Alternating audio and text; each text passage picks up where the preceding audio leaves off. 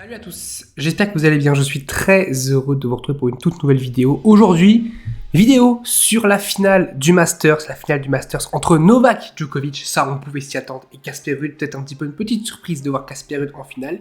Il a tout de même fait une finale à Roland Garros, à l'US Open, et là il fait une finale au Masters. On va encore voir que comme à Roland Garros, comme à l'US Open, le scénario a été terrible pour lui. Novak Djokovic qui avait comme ambition d'aller chercher son sixième titre au Masters et surtout d'égaler Roger Federer en termes de nombre de titres remportés au Masters et aussi d'être le plus vieux joueur à remporter le Masters, sachant que le plus vieux avant ce match c'était Roger Federer à 30 ans. Donc là Djokovic à 35 ans. Donc voilà, donc début de match, franchement ça n'a pas été la finale de l'année, on va pas se le cacher, ça n'a pas été une finale de dingue, on va pas faire des mensonges. Djokovic qui a commencé à se servir, qui dès le début, je trouve, a vraiment montré au service, en tout cas, notamment pendant tout le match d'ailleurs, il a vraiment montré au service que c'était lui le patron. Déjà là, on voit, il le pilonne côté revers, et ensuite, il arrivait à s'ouvrir le court pour pouvoir dégainer long ligne. On sait qu'il a vraiment une arme, sur ses revers long ligne, il peut dégainer bien long ligne, et là on voit, il a toute cette partie-là du court qui est libre, parce qu'il a bien pilonné sur le revers de Casper Ruud, qui est la faiblesse de Casper Ruud, même si je trouve qu'il a progressé d'ailleurs dessus. Mais ça reste quand même une faiblesse pour Casper Ruud. On le voit d'ailleurs, même scénario de l'autre côté évidemment, il pilonne côté revers de ce côté-là, et ensuite on le voit, il dégaine côté revers, ici là, dans cette zone-là, c'est parfait, parce que Ruud est totalement sur les talons, il est pris, il a 2 mètres de la balle, il peut absolument pas aller la chercher. Et voilà, c'est très intelligemment joué de la part de Novak Djokovic, qui s'offre dès le début, il va s'offrir 2 balles de break. Et là je me suis dit, à ce moment-là j'ai eu très peur que le match tourne un petit peu à la fessée. Je me suis dit, il faut que Ruud à tout prix réussisse. Moi, je voulais quand même avoir une belle finale. C'est quand même le dernier match de l'année. Je voulais voir une belle finale. Il fallait que Ruud il muscle très vite son jeu parce que sinon, ça allait tourner au bouillon. Il revient assez solide à 40A. Avantage, très gros service. Et ensuite, on le voit en 2 coups de raquette. Très beau service. Ensuite, coup droit. La photo est floue, excusez-moi, mais très beau coup droit. Il va prendre à contre-pied Novak Djokovic.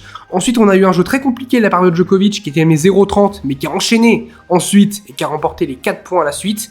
C'est d'ailleurs la seule fois du match où Novak Djokovic sera mené 0-30 sur son service. Je trouve qu'il n'y a même pas eu d'occasion de break pour Casper Ruud. C'est pour dire à quel point Djokovic a été très bon au service. On voit là, ça aussi, c'est un moment important, un moment très important de ce match. C'est Novak Djokovic qui se fait un petit peu mal. On voit Ruud qui s'inquiète un petit peu pour Djokovic. Alors, on ne sait pas trop. On s'inquiète un petit peu, surtout qu'après, on le voit un petit peu comme ça. On se dit, mais qu'est-ce qui se passe? Parce qu'il y a eu une petite glissade sur un point. Là, on voit, il grimacouille un petit peu. Surtout qu'il fait 3 fautes en retour sur ce jeu-là. Donc, on s'inquiète un petit peu. L'inquiétude sera de courte durée. Solide sur ce jeu de service-là. Ensuite, on le revoit, alors là c'est une image, donc évidemment c'est une image arrêtée, donc on peut pas voir, mais rappelez-vous, face à Medvedev, il avait des spasmes, il avait sa main droite qui tremblait, et là, sur ce sur ce changement de côté-là, il a eu aussi sa main droite qui s'est mise à trembler, il a encore eu des spasmes de la main droite, donc on ne sait pas pourquoi, il s'est pas trop expliqué face à Medvedev, donc évidemment, à part tirer des plans sur la comète, on ne peut rien faire, rien dire. Mais voilà, c'est bizarre. D'ailleurs, c'est bizarre que ce soit que sa main droite qui ait d'espace, mais pas sa main gauche. Bon, après, vu le résultat, mais je sais pas si c'est le stress, quelque chose comme ça. Enfin, c'est bizarre parce qu'au final, face à Medvedev, il n'y avait pas de raison de stresser en soi. Même si c'est évidemment, il voulait chercher les 3 victoires, mais voilà, là, il est à 3-2, il mène 3-2, donc je sais pas trop, honnêtement. Je sais pas si c'est un problème. Là, on a un Ruud très solide aussi, qui met sur les talons Novak Djokovic pour revenir à 3 partout. Franchement, les jeux, ils déroulaient. On le voit, 3 partout, le jeu, voilà, il perd qu'un seul point, il déroule son jeu. Il n'y a pas eu vraiment de jeu où, vous savez, il y a des 40A, avantage, 40A, il n'y a pas eu de ça. Pendant tout le match, il n'y a eu aucun jeu comme ça. Ça a été vraiment que des jeux à sens unique. Il y a ce jeu-là où Ruud se fait très peur quand même. Ce jeu à 3-4 contre lui. Il mène 30-0. Ensuite, à 30 ans, il va rater cette volée-là. Cette volée, il va totalement la rater. Djokovic est loin. Il est très loin. On ne le voit pas, mais il est là. Il est très loin et il va totalement la mettre ici, là, dans cette zone-là. Vraiment une très moche volée. Ensuite, il sauve la balle de break. Très solide. Très gros service. On voit Djokovic qui est dépité. On le voit. Djokovic qui déteste, évidemment, rater des retours parce que c'est quand même sa force première. On voit Ruud qui s'encourage parce qu'il le sait qu'il faut qu'il s'encourage. Il faut pas qu'il dise avant les matchs « Je vais essayer de croire que je peux remporter ce match ». Non, c'est pas essayer de croire, c'est je dois rentrer et je dois aller le chercher, je dois aller chercher Novak Djokovic, je dois pas faire le toujours, je trouve qu'il est encore un petit peu trop gentil, un peu trop soft, et c'est ça qui lui coûte cher, on l'a vu d'ailleurs face à Rafael Nadal, il a été soft dans les moments importants, et face à Djokovic, c'est pareil, dans les moments importants, il a été soft, Djokovic encore une fois qui nous fait un jeu blanc, franchement les jeux de service de Djokovic, c'était parfait, il y a rien à dire sur les jeux de Novak Djokovic, à part le deuxième, comme j'ai dit, rude, solide, mené 5-4, il s'en sort pour revenir à 5 pour tout aussi facilement, il n'y a rien à dire. On va dire Djokovic qui était très très bien encouragé, bon, il a gagné aussi ce jeu de service facilement, anecdotique, qui est encouragé, donc évidemment par sa femme, par sa fille aussi qui était là, et par son fiston qui était là aussi. On sait que son fils adore le tennis, il joue d'ailleurs au tennis, et il paraît qu'il joue plutôt bien. Donc il était, voilà, son fils aussi était présent, donc il était toute la semaine il a été soutenu par ses enfants, et on sait que ça peut galvaniser un joueur aussi d'être soutenu par ses enfants. Là, on a un très beau coup droit de la part de Novak Djokovic, très important, à 30-15 pour Rude à 6-5, il va rebondir ici, la ligne externe, il va mettre sur les talons Casper Ruud. Encore une fois, on a le même schéma de jeu, Djokovic qui va jouer dans cette zone-là, vraiment, dans cette zone-là, côté revers de Casper Ruud. Ruud, il ose pas se décaler coup droit, parce qu'il sait que s'il se décale coup droit, direct il peut se mettre dans le trou, mais Djokovic continue à le pilonner, et petit à petit, il se libère de l'espace, et du coup on voit l'espace qui est l'espace énorme. Ruud est là, la balle est là, il a toute cette distance-là à parcourir, c'est énorme, on se rend pas compte. Là, moment très important, 30A, très grosse première de Casper Ruud, annoncée bonne. Djokovic demande le challenge, et le challenge lui a donné raison. En plus, le challenge a failli bugger parce qu'il a commencé, il s'est arrêté, et le challenge est reparti après 10 secondes plus tard, mais on a failli ne pas avoir de challenge. Et on voit que ça s'est joué à 2 cm. Là, franchement, il n'y a rien. Il n'y a que dalle. Il n'y a rien du tout. Et c'est peut-être à ça que se joue le premier set, et du coup, après, on le sait, le match. Derrière, il y a ce point-là où il y a une bande de filet de Novak Djokovic qui va s'excuser parce que derrière, ça va gêner Casper Ruud qui va mettre la balle dans le filet. Balle de 7 pour le Serbe. Énorme balle de 7, gros point, l'un des gros points de ce match, un des seuls gros points de ce match malheureusement. Et on voit Casper Ruud dépité qui va vers sa chaise. Novak Djokovic, le poing serré, il le sait. Il le sait à ce moment-là qu'il a fait sans doute le plus dur.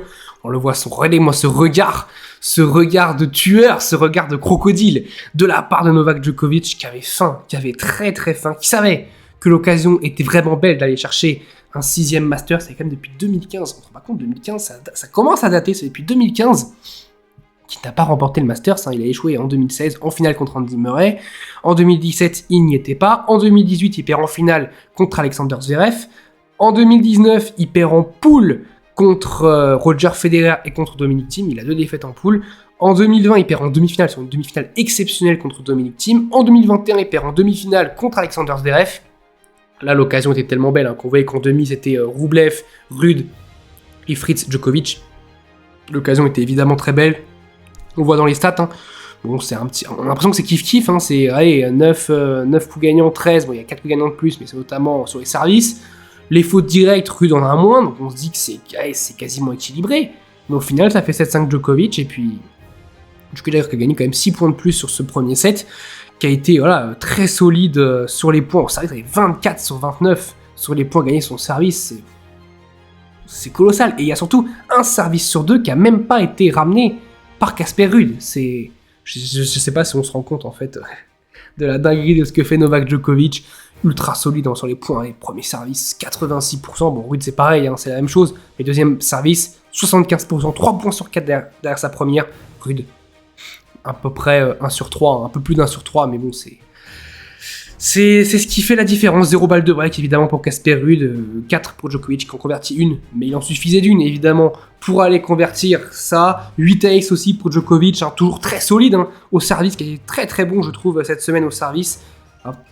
Pas le premier match, pas contre Tsitsipas, notamment dans le deuxième, mais ensuite ça a vraiment déroulé au service. Et là c'est pareil, les jeux de service, on va pas se le cacher, de Djokovic c'est facile. Le jeu à 0-0 il est facile. Ensuite il y a aussi 2 jeux faciles de part et d'autre. Et là il y a ce point 15-30, service volé. Et je crois que c'est le premier service volé du match, que ce soit l'un ou l'autre. Et Ruud va faire une volée qui va terminer ici, dans le couloir. Raté. En plus je pense que si elle avait été bonne, on voit, on regarde les jambes de Djokovic, il était déjà prêt, je pense, à aller chercher Cette balle, alors je dis pas qu'il aurait gagné le point et fait un passing, je pense qu'il aurait essayé de faire un passing croisé comme il sait bien faire avec sa petite main là, enfin sa petite main, sa magnifique main, il aurait pu je pense faire un passing croisé magnifique par ici, mais bon. La balle de Ruud était faute, il avait déjà fait la part du boulot en faisant un très très beau retour. Ensuite, il y a une grosse faute de Casper Ruud, on le voit direct tourner vers son clan qui était par ici, tourner vers son clan. Il serre le point, il le sait qu'à ce moment-là il fait le plus dur, on le voit, ce cri de rage de Novak Djokovic, qui je pense avait quand même un petit peu de problème physique sur ce Masters, notamment à partir du 3e match contre Medvedev. On l'a pas senti serein contre Medvedev, pas contre Fritz, même là en début de match on avait, comme j'ai dit, les spasmes.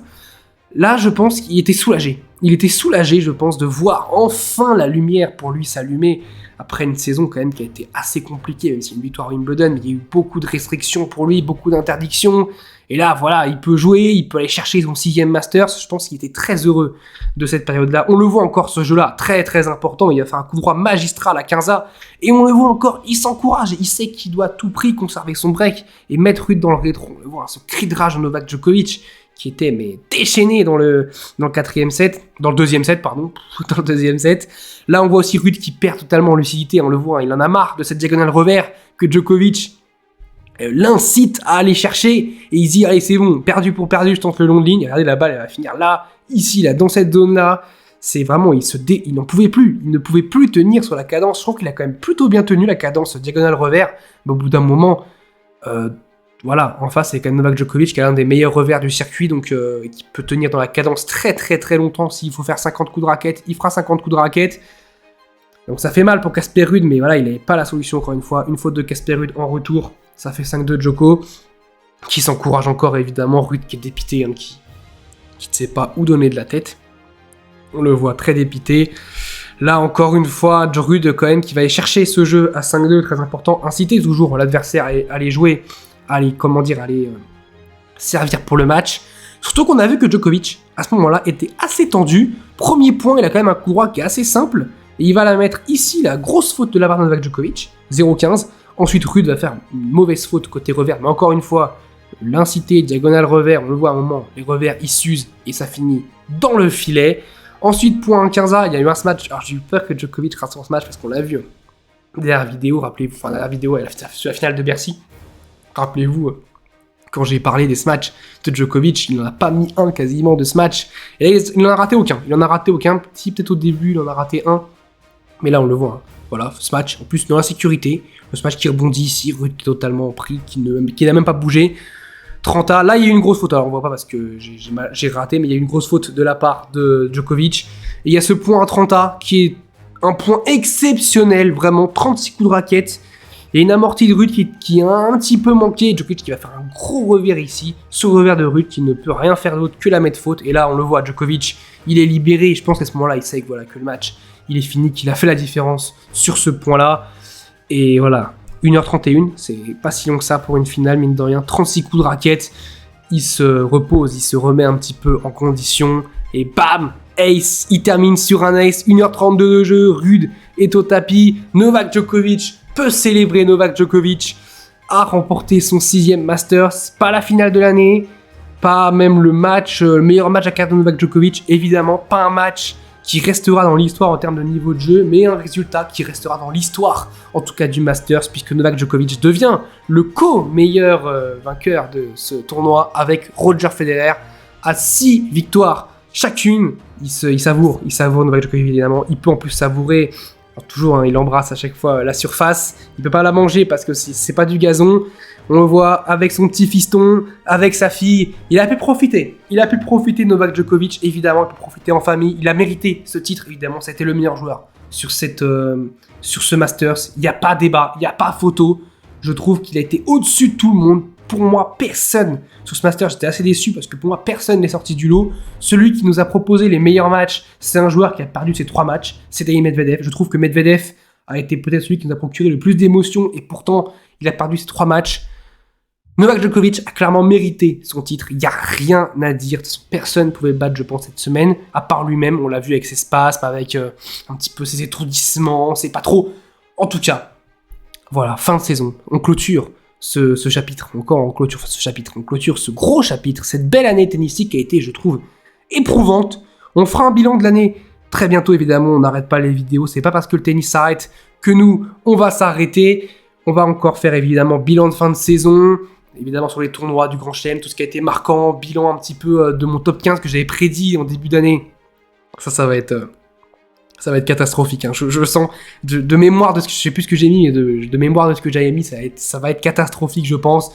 On fera tout ça évidemment cette fin de saison. On se retrouve très très vite. Dites-moi vous d'ailleurs si vous devez mettre une note à cette saison sur 10 ou sur 20. Combien vous mettrez à cette saison? Je trouve qu'elle était quand même assez palpitante. On a eu l'exploit Nadal en Open d'Australie. On a eu évidemment un petit peu cette histoire aussi à Roland Garros. On a eu voilà Djokovic, la rédemption de Djokovic à Wimbledon. On a eu ce premier titre en Grand Chelem d'Alcaraz avec cette première place mondiale. Et on a Djokovic qui termine un petit peu en apothéose. Cette saison, Rune qui a été très très bon aussi, notamment à Bercy. Il y a eu plein de belles surprises cette année. On se retrouve très très vite évidemment. 2022 est fini pour les tennisman. Alors, il y a encore la Coupe Davis, mais ça, on n'en parlera pas évidemment. On se retrouve très très vite. Je vous dis salut à tous. Portez-vous bien et vive le tennis.